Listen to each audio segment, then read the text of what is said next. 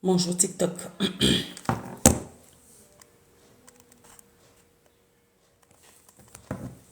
Bonjour, bonjour, bonjour, bonjour, bonjour, bonjour.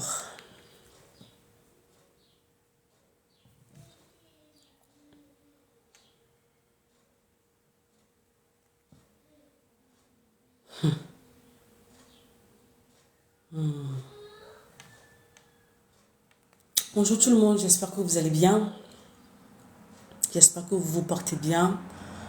Euh, Aujourd'hui, j'aimerais vraiment parler de quelque chose d'important qui me tenait à cœur. Je me suis réveillée avec le sujet ce matin.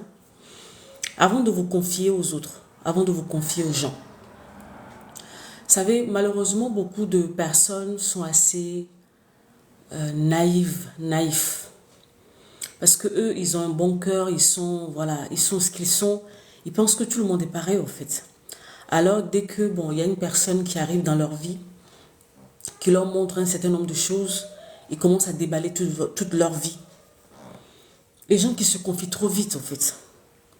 Les gens qui se confient trop vite, vous vous mettez en danger, en fait. Vous vous mettez tellement en danger. J'avais besoin de parler de ça ce matin parce que j'entends des histoires, je reçois des histoires qui me... C'est complètement ouf, en fait. Tu penses au fait que quand, en guillemets, tu vas me... C'est complètement ouf, au fait. Tu penses au fait que quand, en guillemets, tu vas... En plus, on évolue et le monde devient compliqué, au fait. Les gens sont de plus en plus cruels. Je ne sais pas si vous le remarquez. Surtout à l'ère des réseaux sociaux, c'est devenu une dinguerie. C'est devenu une dinguerie, au fait. Donc, avant de venir exposer, au fait, vos problèmes, vos défis, ou faire confiance, dire des choses, au fait, aux gens, faites attention à vous. Faites attention à vous parce que en fait, il y a des loups, il y a trop de loups, il y a trop de personnes déséquilibrées, il y a des personnes qui ont le cœur noir, rempli de mauvaises choses. Et si vous vous mettez entre guillemets à nu devant ces personnes, en fait, vous êtes morts. Ils vont vous... En fait, c'est comme si, en fait, vous êtes à terre et vous donnez, au fait, la dernière cartouche qu'on puisse vous abattre, en fait. Attention à qui vous confiez. Attention à qui vous vous confiez. C'est pas parce qu'une personne arrive devant toi, la personne est gentille avec toi ou je ne sais pas quoi, que tu vas commencer à lui déballer ta vie, tu vas commencer à lui déballer tes problèmes. Pire encore, tu vas commencer à lui dévoiler tes faiblesses. Dans le sens, j'ai tel truc, j'ai tel problème et machin, machin. En fait, t'es mort. Tu es en train de te livrer là. Tu es en train de te livrer et la personne va attendre juste le bon moment pour te mettre à terre. Je suis d'accord que tu demandes de l'aide. Je suis la première à dire aux gens, il faut que vous demandez de l'aide quand vous n'allez pas bien, machin, machin, machin et tout. Mais soyons vrais, soyons honnêtes, soyons pragmatiques. Il faut savoir à qui vous parlez. Les gens, il faut savoir à qui vous parlez. Il y a des gens, maintenant, vous leur parlez, ils gardent vos messages, ils gardent vos audios, ils gardent tout. Et par moments, ils vont sourire avec vous, mais ils attendent juste le bon moment. Ils attendent juste le bon moment. La semaine dernière, il y a une jeune fille qui...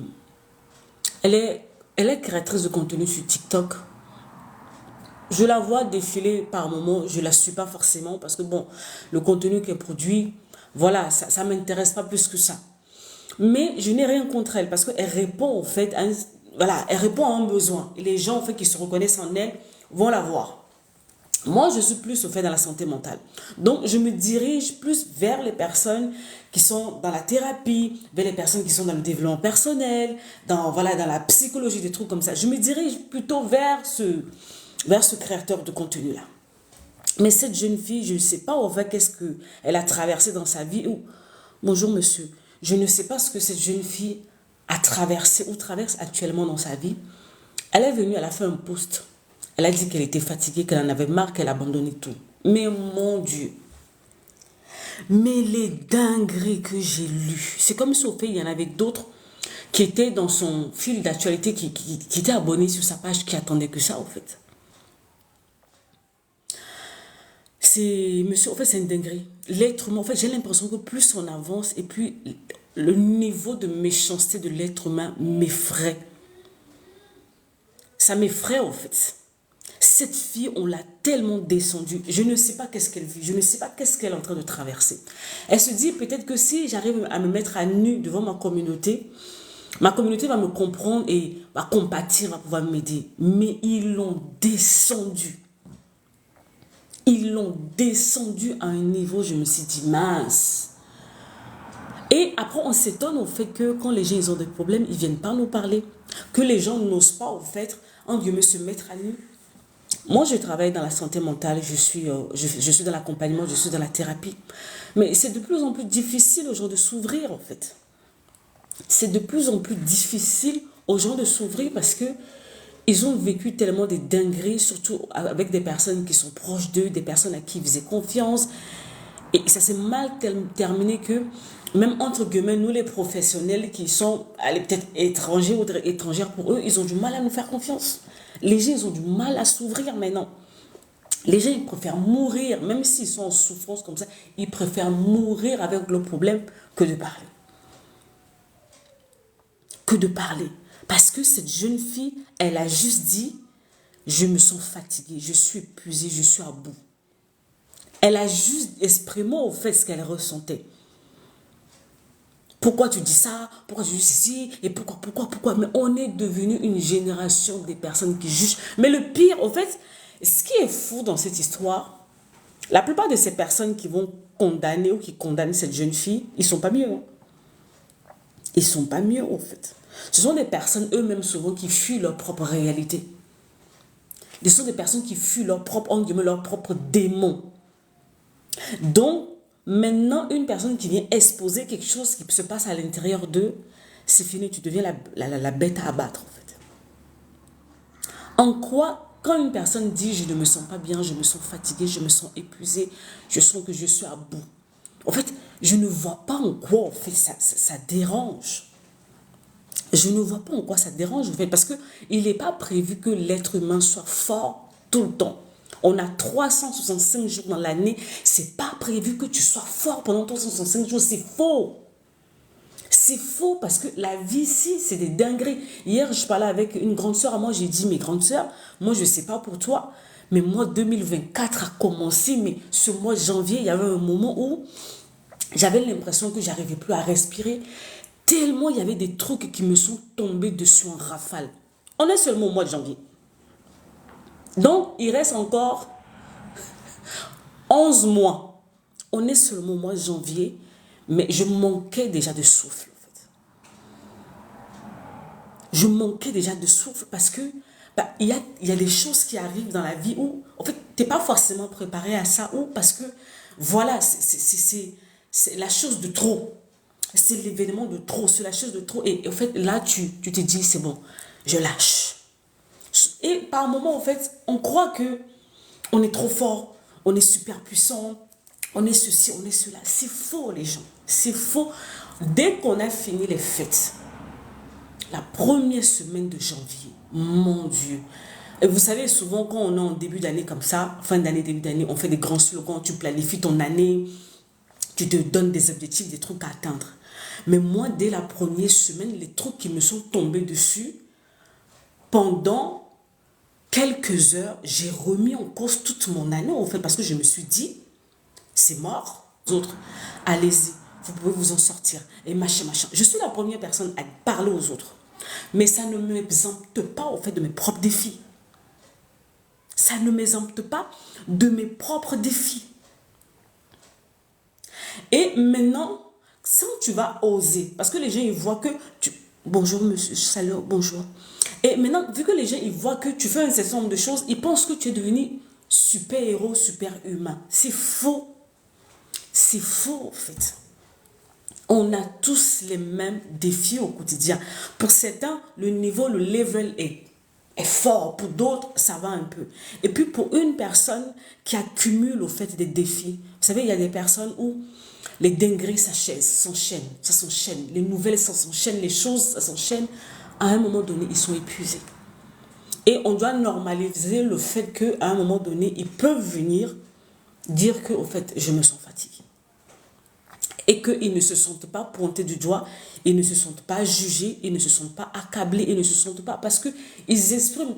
cette fille, comment j'ai lu, au fait, son message, j'ai lu un cri.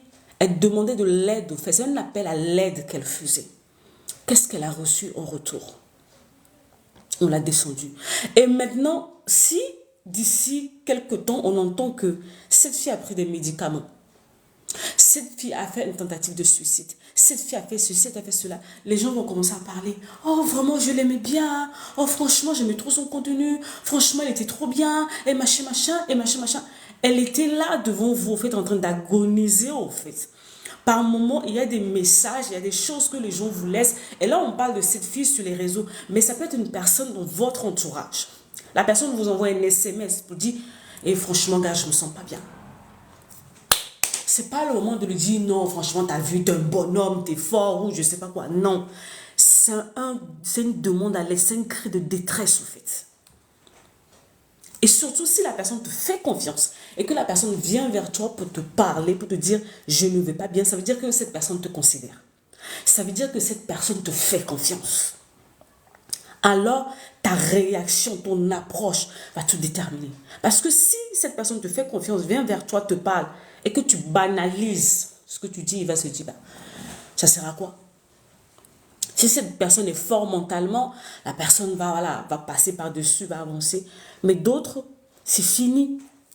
Tu étais le dernier recours, en fait. Tu étais le dernier recours, donc ta réponse allait faire basculer la balance. Mais c'est ce que nous manquons dans cette génération. On est tellement prompt à juger. On est tellement prompt à condamner. Mais pourtant, on n'est pas mieux que ces personnes, en fait. Parce que cette personne a eu le courage de parler. Mais toi et moi, si on met nos vies là, sur un panneau, sur un rétroprojecteur ici, peut-être que ce que toi-même tu vis, c'est plus fort, en fait. Et que tu es même mieux placé pour comprendre, en guillemets, cet état de fragilité de cette personne. Mais non. Ma génération, zéro empathie. Zéro empathie. C'est comme si notre cœur, je sais pas, notre cœur c'est devenu comme une pierre. Donc, quelqu'un peut être en train de mourir à côté de nous, on ne voit rien. On ne voit rien. Rien du tout. On est tellement préoccupé par autre chose que voilà. Que voilà. Les demandes à l'aide, les cris de détresse. Ça peut être un ami, ça peut être une amie, ça peut être un collègue, ça peut être une personne de la famille, ça peut être ton conjoint, ta conjointe. Autour de nous, il y a des gens qui sont à l'agonie, même sur les réseaux. Parmi les gens que vous suivez là, vous voyez par moments ces personnes qui drainent des foules. Par moments, ils vous écrivent, ils vous font des vidéos, ils vous laissent des tests. Mais très peu arrivent à décoder pour dire que non, cette personne est en train de vivre un mal-être. Il y a quelque chose qui ne va pas. Aussi, même la personne ose dire, vous allez vous grouper. Commencez à se moquer. Commencez à se moquer. Commencez à se moquer. Ma génération tourne tout en dérision. Tout est devenu de la rigolade. Tout est devenu sujet de moquerie. Tout est banalisé. À chaque fois, on va parler de santé mentale. On va dire non, ça ne va pas. Ça ne va pas. Ça ne va pas. Et nous autres, on dit aux gens, demandez de l'aide. Mais quand ces personnes osent venir demander de l'aide, qu'est-ce qu'on leur donne? La moquerie. On leur donne la moquerie. De la moquerie, de la moquerie, de la moquerie. Et ils vont se taire. Et quand le mal va arriver, on est les premiers à courir. Oh, horrible. Oh, vraiment, j'ai mal. Oh, ceci, oh, cela. Mais pendant que cette personne donnait les signes de détresse, on était où? On était où, en fait? On se moquait. On condamnait.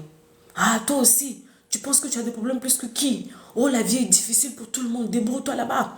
Oh non, t'as pas devenu exposer ça sur les réseaux sociaux. Il y a des personnes dans leur entourage proche de la vie de tous les jours. Ils ont personne. Ils ont personne. Peut-être que ce sont des gens qui sont coupés de leur famille. Peut-être que, voilà. Donc, ils sont seuls. Par moment, les seules personnes qu'ils ont, c'est vous, leur communauté. Mais est-ce que cette personne peut compter sur vous, en fait, en cas de détresse? Non. On ne le voit même pas. On ne le voit pas, au fait. Une personne que tu suis sur les réseaux sociaux Et du jour au lendemain, la personne disparaît. Pouf! Très peu d'entre nous, au fait, écrivent un message. Je me rappelle, ça m'est arrivé il y a 2 ans. Pas sur TikTok ici, mais plutôt sur Meta. Sur Meta, j'ai une communauté de pratiquement 50 000 personnes. Il m'est arrivé une dinguerie, je me suis retrouvée malade, je me suis fait opérer. C'était compliqué. Pourtant, je suis une personne, je publie du matin au soir. Et du jour au lendemain, je disparais. Je disparais. Et je crois que pendant plus d'1 mois, j'étais là. C'est une communauté de pratiquement 50 000 personnes. J'ai eu 3 personnes qui ont demandé de mes nouvelles. 3 personnes. Là, je ne parle pas au fait de mon cercle restreint des personnes avec qui je travaille. Je ne parle pas de mes collaborateurs, de ma famille, non. Je parle au fait de ces personnes pour qui me suivent au quotidien, pour qui, au fait, je suis une réponse, qui sont tout le temps là sur mes réseaux au quotidien. Je disparais du jour au lendemain. Je n'ai pas dit que je partais ou quoi que ce soit, non, mais du jour au lendemain, plouf, très peu. J'ai dit, j'ai reçu 3 messages pour dire, mais Noélie, on ne te voit plus, on espère que tu vas bien. C'est pas une histoire de demande affective, non, c'est une question que, au fait, vous voyez une personne, et puis du jour au lendemain, une personne qui est assez régulière, et puis du jour au lendemain, la personne disparaît. Peut-être que la personne est en danger. Peut-être que la personne est en danger. Moi, par moment, il m'est arrivé comme ça où j'ai pensé à une personne. Et j'ai écrit à la personne, j'ai appelé la personne dans la foulée. Et cette personne traversait une dinguerie, en fait.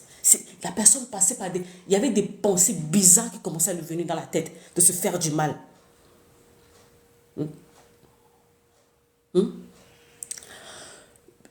Ah, d'accord. Et la personne s'apprêtait, il y avait en fait, la personne était tellement dans sa douleur, les problèmes étaient tellement sur la personne que elle ne voyait pas à qui parler. Mais moi, j'étais au loin. Sa pensée m'est venue. J'ai pris mon téléphone. Je lui ai envoyé un message. J'ai dit, j'ai pensé fortement à toi. J'espère que tu vas bien là où tu es. J'espère que tout se passe bien pour toi. Ça m'a pris même pas 5 minutes de ma journée. Mais cette personne qui est en détresse, la personne se dit, je compte pour quelqu'un. Au fait, je ne suis pas aussi invisible que ça, au fait. À chaque bout de champ, maintenant, on voit sur les réseaux sociaux, dépression, dépression, dépression. Les gens, en vrai ou de vrai, en fait, vous ne savez pas c'est quoi la dépression. Merci beaucoup, Letty. Les gens ne savent pas c'est quoi la dépression. Les gens ne savent pas c'est quoi la dépression, en fait. Une personne en dépression, la personne lutte tous les matins pour sortir de son lit. La personne se dit que j'en finisse seulement. C'est parce que je suis là qu'il y a des problèmes, que j'en finisse. Ma vie ne vaut rien, que j'en finisse. Où sont ces personnes qui vont venir maintenant lui dire, tu comptes pour nous. Bonjour NC, tu comptes pour nous. Ça va passer. La vague va passer. Souvent, vous pensez au fait qu'être là pour des gens, c'est leur donner de l'argent, machin, des trucs comme ça. Par moment, c'est juste le fait de dire à la personne, tu comptes pour moi et je suis à tes côtés dans ce que tu traverses. Je suis là. Si tu veux parler à n'importe quel moment, je suis là. Juste le fait d'être là et d'écouter la personne. C'est tout ce qu'on vous demande. Pas pour dire, oh non, toi aussi, comment tu as pu faire des trucs comme ça? Comment tu penses? Et d'écouter la personne. C'est tout ce qu'on vous demande. Pas pour dire, oh non, toi aussi, comment tu as pu faire des trucs comme ça? Comment tu penses ton seulement? Parce que la personne est tellement en détresse que laissez la personne évacuer ce qu'elle a. Le but n'est pas de juger. Le but n'est pas de dire non, tu sais ce que tu fais, c'est pas bien. Hein? Ah, vraiment, vraiment, surtout les chrétiens. Ah non, pour pas avoir des pensées comme ça, oh, c'est pas bien. Laissez la personne. Laissez la personne sortir ce qu'elle a à l'intérieur de lui. Laissez. Ne jugez pas. Ne jugez pas. Écoutez. Ma génération, écoutons. Écoutons. Juste le fait d'écouter. Vous pouvez en fait éviter un suicide. Fermez la bouche et écoutez. Fermez la bouche, écoutez. Aucun jugement, aucune parole déplacée. C'est tout par moment, tout ce que la personne a besoin en fait. Mais nous on est là, on juge, on juge, on juge. On juge, comme si, en fait, on vous paye même quand vous jugez les gens là. Quand vous pointez les autres du doigt parce que la personne ose montrer ses faiblesses là. C'est comme si on vous payait pour ça, en fait. Mais par moment, ce n'est pas de votre faute. Vous n'avez pas touché, vous n'avez jamais touché le fond. Si vous avez déjà touché le fond, vous saurez ce que c'est. Ah, je crois vraiment, on est vraiment arrivé au fait à ce moment-là où le cœur de l'homme est devenu endurci. Si vous avez déjà touché le fond, vous pouvez comprendre. Et c'est pour ça que par moment, je dis, de plus en plus, je dis aux gens, attendez, je dis aux gens, au fait, faites attention à vous. Ne vous confiez pas à tout le monde. Il y a des gens, j'arrive à une seconde.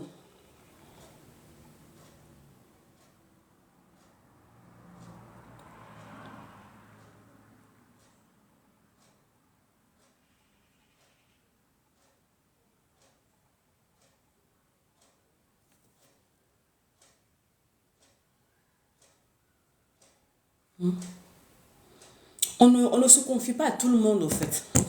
On ne se confie pas à tout le monde. Parce qu'une personne qui n'a jamais touché le fond, tu vas lui dire que non, je touche le fond, la personne va prendre ça comme quelque chose de superficiel, au fait. La personne va penser au fait que non, que vous exagérez, que voilà, tu en fais trop. Tu en fais trop. Tu en fais trop. Parce que la personne n'a jamais touché le fond. Il faut toucher le fond. C'est pour ça, par moment, en fait, quand j'écris, que ce soit dans mes écritures ou dans les vidéos, les gens me disent, mais c'est parce que j'ai touché le fond. Les gens disent, mais Noélie, mais on dirait que tu parles de moi. J'ai dit, mais bien sûr, j'ai touché le fond. Quand tu touches le fond et que tu reviens, quand l'autre en face, il parle de toi, tu peux le comprendre parce que tu sais ce que c'est, au fait, d'être au fond du gouffre. Tu sais ce que ça fait d'avoir une main tendue, une oreille. Attendez une seconde, j'arrive, une seconde. Allô? Allô? Hein? Je suis pas revenu, comment tu es passé? Allô? Hein? Je suis pas revenu, comment tu es passé? Et là, on a dit quoi? Je lui ai dit que sa ligne ne marche pas encore.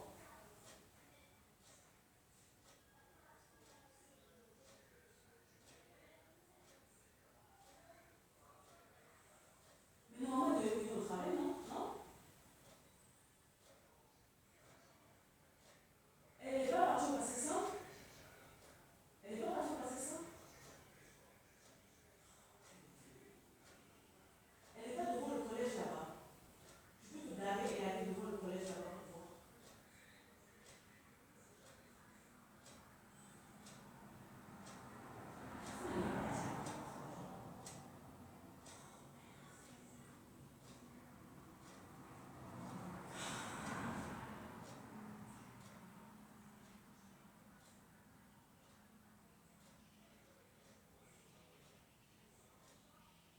Oui, c'est de partir au travail, voir si elle va aller au travail. C'est on se dire que bon, on va faire le désir, on va aller en retard, je suis au travail. Elle est partie au travail.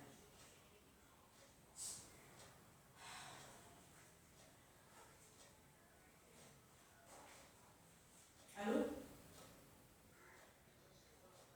Eh, mais je t'ai dit que je t'ai envoyé un message, j'ai dit que je suis en train de faire un live, je suis en vidéo quand tu m'as appelé. Je t'ai écrit. Ah, je ne tiens pas les pouces à la maison. Oh, je suis à côté du téléphone, je dors à côté du téléphone. Ouais, c'est ça.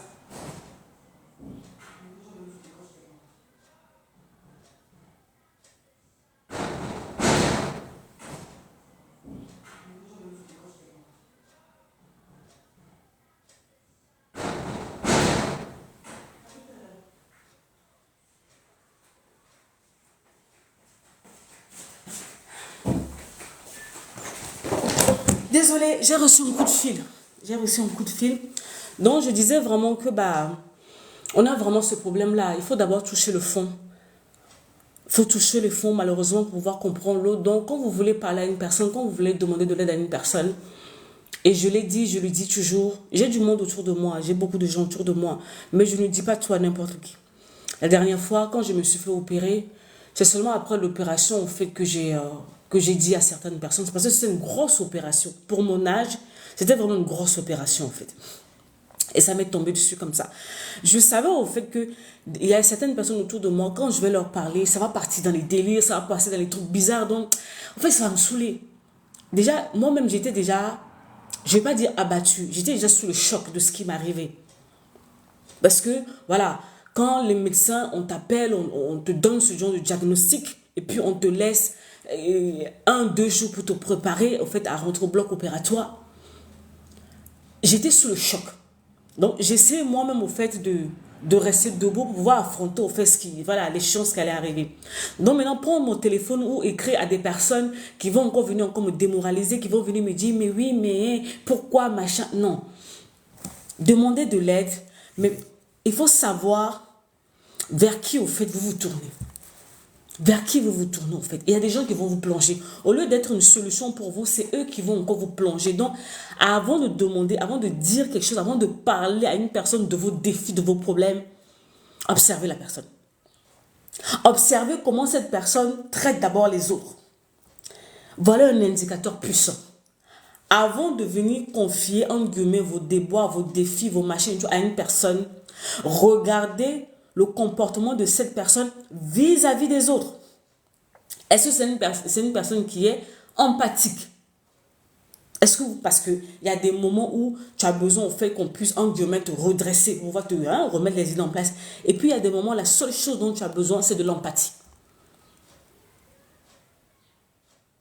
Ah, c'est une très bonne chose. On en a besoin, en fait. On en a besoin parce que les gens sont...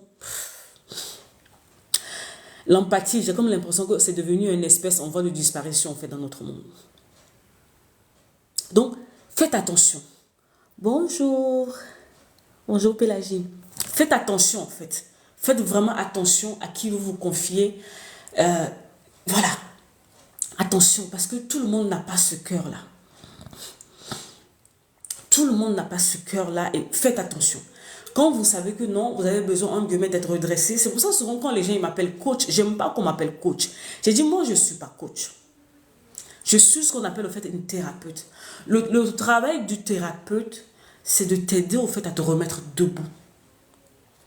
Parce que tu es une personne fragilisée, cassée, brisée en 1000 morceaux, tu es à terre.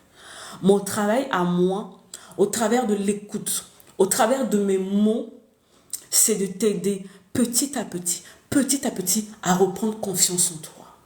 Quand je vois les anciennes personnes avec qui je travaille, que je retrouve des mois, des années après, qui me disent, Noélie, regarde ce que j'ai réussi à faire. J'ai fait ça, je me suis remise debout. J'ai fait ça, j'ai fait ça, j'ai fait ça. C'est ça, au fait, mon job. Tu es à terre, j'arrive. Quand j'arrive, je te dis, ok, tu vas devoir fournir des efforts. Je vais devoir fournir des efforts.